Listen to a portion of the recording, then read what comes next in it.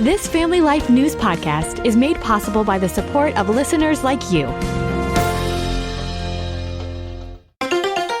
Next on the 5 o'clock report. You're going to see a golden age like we've never seen before. We have a plan to escalate if necessary. We have a plan to shift assets. Synergy and its employees, including Karthik Nair, broke the law in ways that caused this tragedy. Now, let's go to the newsroom.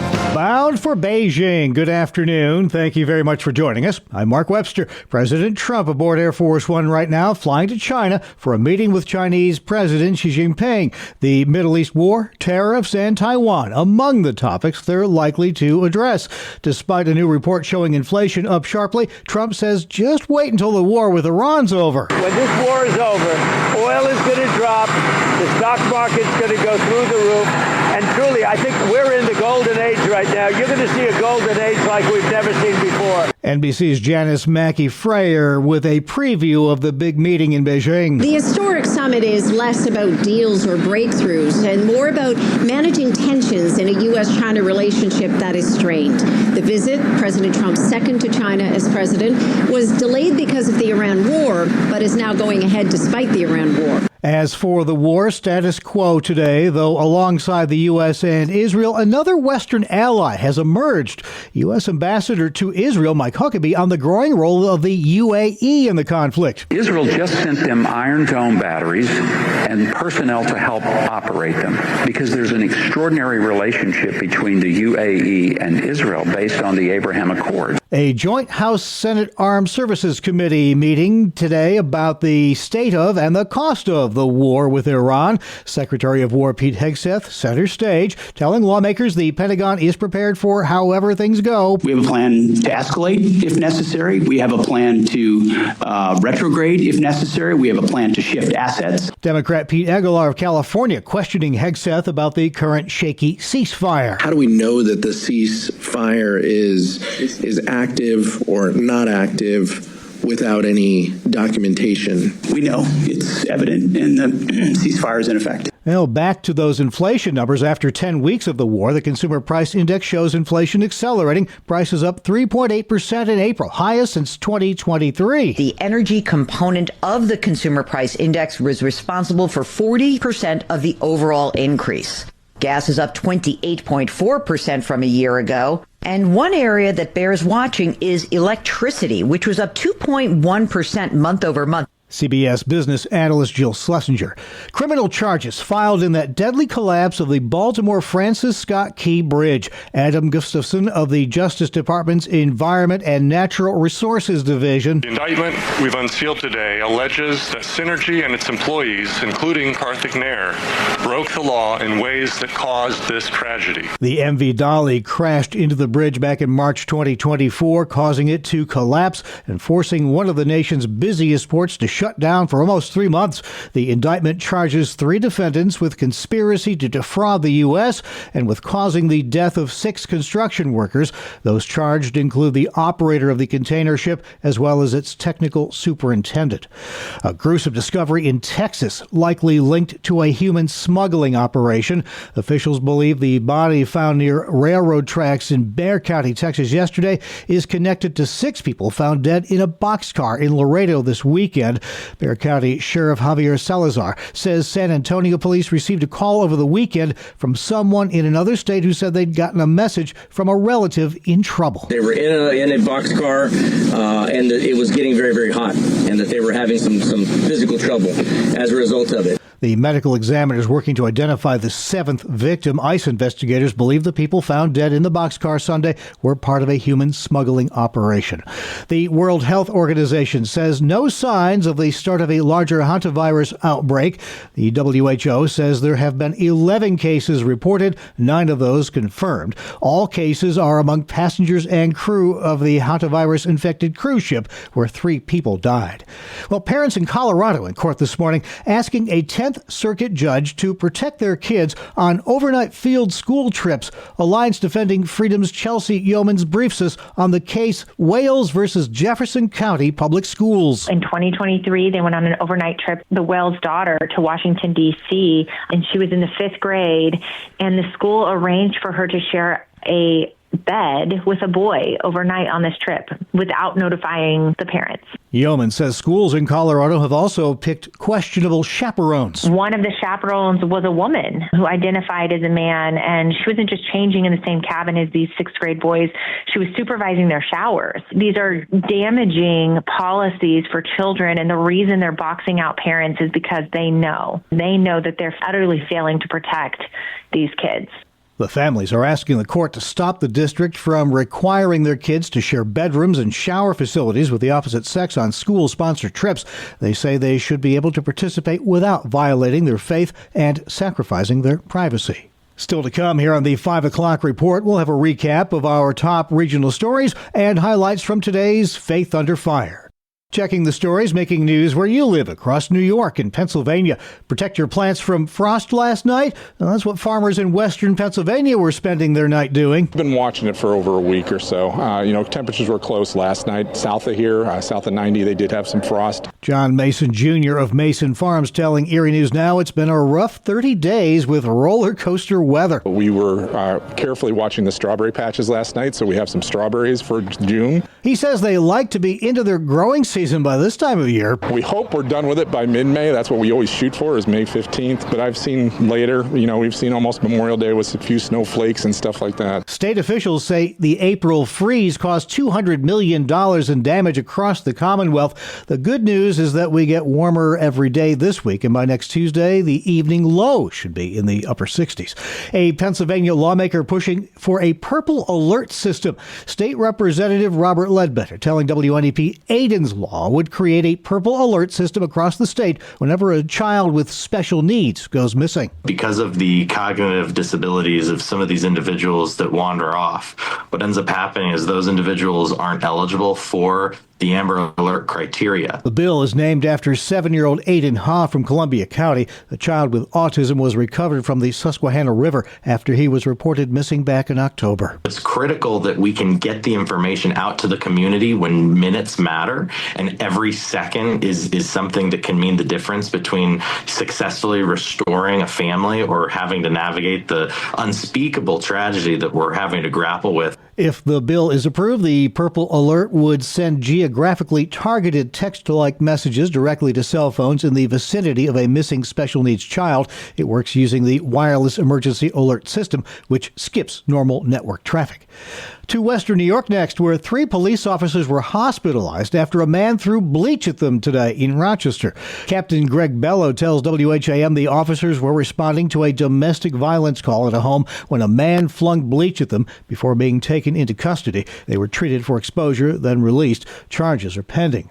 The Rochester Police Department also hosting a memorial for its officers who died in the line of duty in honor of National Police Week. Again, Chief Bello. Communities like Rochester across the country, like us here today, hold their own observances, ensuring that the sacrifices of law enforcement are never forgotten. National Police Week continues to remind us of the courage, service, and sacrifice behind the badge and the enduring legacy of those who gave their lives in protection of others. Names of fallen Rochester police officers are imprinted on the National Law Enforcement Memorial in Washington, D.C., beside more than 24,000 other officers who have made the ultimate sacrifice in protecting the public. New York Governor Kathy Hochul is backing a policy from Donald Trump when it comes to school choice. The leader of the largest Democratic state in the country signing on for the president's new federal school choice program. It allows taxpayers to claim federal tax credits of up to $1,700 in exchange for donations to nonprofits that give scholarships to students to attend private schools. Hochul's announcement would make New York the 31st state to participate, but she is one of the first Democratic governors to do so. A date shift ground the gears of some racing fans at Watkins Glen, but those complaints apparently had some traction. Family Life's Sarah Hardish explains. Yeah, see you in September. NASCAR's shift of the Cup Series race from fall to this year's early May date left a lot of race fans cold and muddy, many complaining about camping in cool, soggy spring conditions. But the stars of the NASCAR Cup Series will be returning to a September date at Watkins Glen International International in 2027. The road course is going to be part of the chase for the Cup playoffs, with an exact date yet to be announced. This year's race saw Shane Van Gisbergen win his second Cup Series race in a row at the Glen. Sarah Harnish, Family Life News. Thanks, Sarah. Finally, bits and pieces are coming out on the upcoming NFL season schedule. The Buffalo Bills will christen their new stadium on week 2 with a Thursday night game against Detroit. And this Thanksgiving will be an extra busy one for Eagles fans as Philly faces the Dallas Cowboys on the road, the Eagles' first time playing on Thanksgiving in over a decade. The full schedule from the NFL will be officially released on Thursday. This is the 5 o'clock report on Family Life.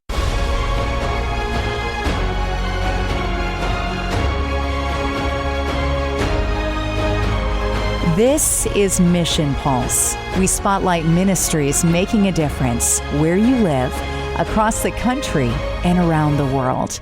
This week, we're spotlighting Elaine Schiffer. Tell me the name of your ministry and what you do in Jamaica. Our ministry is Follow the Source Discipleship Training Center, and we're a branch of Source of Light Ministries here in the States. Our primary ministry is Bible lessons in the schools. We have about 2,000 students in the public schools that take our Bible lessons. Now, that's gone down a little bit this year due to hurricanes, but we still had about 900 that completed their lessons and earned a certificate before we left Jamaica. Are you going into the schools, or are these kids coming to the site where the ministry is? We go into the schools. We actually take the lessons there. They do them in class, and they give them back to us the next week, and then we take them another one until they complete the course.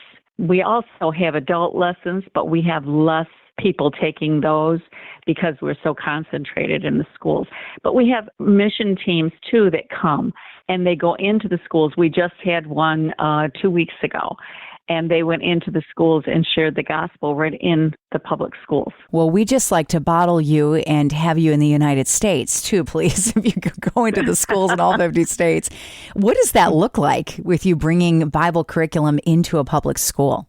Some schools are more receptive than others. But right now, teachers are contacting me and saying, we are finding out our kids have no church, no Sunday school, for a lot of reasons. The teachers are beginning to recognize it. They know that they need the moral values that come with Christianity. Doing ministry in a country like Jamaica is difficult enough, but then you got hit by Hurricane Beryl, and 14 months later, you took a direct hit from Hurricane Melissa.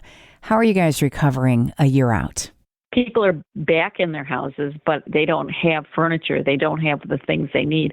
It hit our area plus the entire island. As of this last week, we have helped 31 families get roofs back on. We've had teams come in and work to help with it. We went into one circle where there were 6 houses in the circle. They were all relatives, and every house had lost a roof. We ended up helping each of them. Children aren't coming to school because they don't have shoes. I've ended up doing a lot of first aid on kids that, because of the zinc roofing coming off, they've got cuts and things that are getting infected. Right now, we haven't been doing the housing part anymore, but we are trying to collect some good shoes and clothing and things like that to ship back. We're going to be shipping a good amount from upstate New York, actually. How can people here contact you to take part? They can email us at info, I-N-F-O, at followsource.org. Elaine, you've done this for decades. I mean, it's hard enough to step into a country like this with that much poverty, but then to get hit by not one, but 2 hurricanes. Tell me why you stay. We actually founded this ministry. A doctor from a team that I'd met, he donated the property. In 2008, we incorporated. In 2010, we moved in. And God has just blessed us beyond measure. You can't walk away from something when you see God working. God has never let us down. And I was so amazed at this last hurricane when people helped so much. They had just helped for Beryl. And then to do so much to help this time, it's just amazing. You have a front row seat to watch miracles of God over and over and over again. Exactly. Yeah. Thanks, Sarah. You can hear the entire feature and all of our Family Life original news features at Apple Podcast, YouTube, Spotify, and FamilyLife.org. This is the 5 o'clock report on Family Life. Can money really give you security? Hi, I'm Rob West with a Faith and Finance Minute. Psalm 49 is about how money can mislead us. We can start to think of it as our source of security. But the psalmist reminds us that ultimately money is not secure. Each person, he says, will die someday and leave it all behind. Putting one's confidence in money, he says, is a foolish confidence. And the psalm stresses that even the rich, who have so much in this life, will carry nothing away from it. Now, don't misunderstand, money is important, and the Lord knows we need it to make our way in the world and to take care of our loved ones. But God alone is our source of security. And when this life is over, He, not money, will be our very great reward. Discover the best Christian financial articles, podcasts, and videos by visiting our website, faithfi.com, or by downloading FaithFi, Faith and Finance from your app store. Thank you, Rob. Finally, at 5, 17-year-old Avant Williams of Wisconsin has known who he was taking to his prom for 14 years. He was a toddler, and his beloved grandmother, Iceland native Savala Heller, had confided to him that going to a prom, not a common thing in Iceland, sounded kind of fun. He tells WQAD he never forgot that. I was definitely excited. I've only been looking up to this moment since I was like 2 years old. It's a big deal for my grandma. I feel like very special. I can take her to this prom. It means the world to me. I love my grandma. She's been there for me like my whole life. I'm just happy I can make her dream come true. And Savala says the special night exceeded those dreams. I've always wanted to go to a prom. Watching American TV and, all that glamour that goes with it for 14 years.